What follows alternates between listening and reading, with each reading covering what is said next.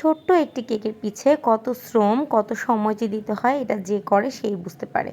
তো hello everyone, শুরু করছি আমার আরেকটি ভিডিও। আশা করছি আমার আজকের ভিডিওটি আপনাদের ভালো লাগবে। আমি আজকে একটি 2 পাউন্ডের ভ্যানিলা কেক করছি। তো কেকটা আমি 7 ইঞ্চি মোল্ডে বেক করে নিয়েছিলাম। 7 ইঞ্চি 2টা মোল্ডে আমি দিয়েছি। আমি আসলে সবসময় এটা চেষ্টা করি যে একসাথে অনেকগুলো কেকের ব্যাটার না দেওয়ার, তাহলে দেখা যায় যে বেশিরভাগ সময় কেক বেক হতে অনেক লং টাইম লাগে। আর লং টাইম বেকিংয়ে যেটা হয় যে কেক ওভার বেক হয়ে যাওয়ার একটা পসিবিলিটি থাকে।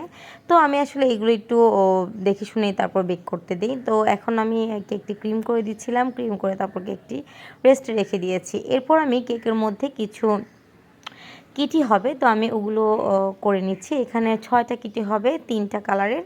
তো আমি যেভাবে করে রেগুলার ফন্ডেন্ট বানাই সেভাবে করে বানিয়ে তারপর ফন্ডেন্টের মধ্যে কিছুটা টাইলেস পাউডার দিয়ে টেক্সচারটা একটু হার্ড করে তারপরে ফিগারগুলো বানাচ্ছি। আসলে যে কোনো ফিগার বানাতে গেলে টেক্সচারটা একটু হার্ড হতে হয়, একদম সফট যেটা দিয়ে আমরা কভার করি অত সফট যদি ফন্ডেন্ট হয়ে থাকে তাহলে কিন্তু আর ফিগারগুলো স্টে করে না বা সেট হয় না। তো এই জন্য ওই দিকটা খেয়াল রাখতে হবে। তো আমি আসলে রেগুলার যেভাবে করে করি ঠিক সেভাবে করেই করে তারপরে আমি কিটিগুলো বানিয়ে নিচ্ছি। এখানে আমি প্রথমে 2টা সাদা কালারের কিটি বানিয়েছিলাম, এরপরে পার্পল, এরপরে কিছুটা অরেঞ্জ স্টোনের হবে।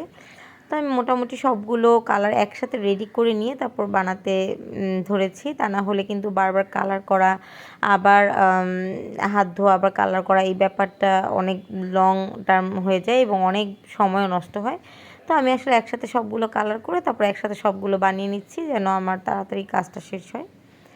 তো মোটামুটি আমার এখানে কিন্তু সবগুলো বানানো শেষ হয়ে গিয়েছে। এখন আমি কেকটা রেস্টের থেকে বের করে তারপরে আশেপাশে যে আনইভেন পার্টগুলো ছিল সেগুলো কেটে তারপরে কেকটাকে একটা থিন লেয়ার দিয়ে ক্রিম করে নিচ্ছি। এই দিন আমার অনেকগুলো অর্ডার ছিল, তো আমি আসলে একসাথে অনেকগুলো কাজ করছিলাম। যদিও ভিডিওতে এতগুলো কেকের অ্যাড করা হয়নি ভিডিও, কিন্তু আমি আসলে অনেকগুলো কাজ করছিলাম। তো আশেপাশে কেকের এটা সেটা দেখা যেতেই পারে।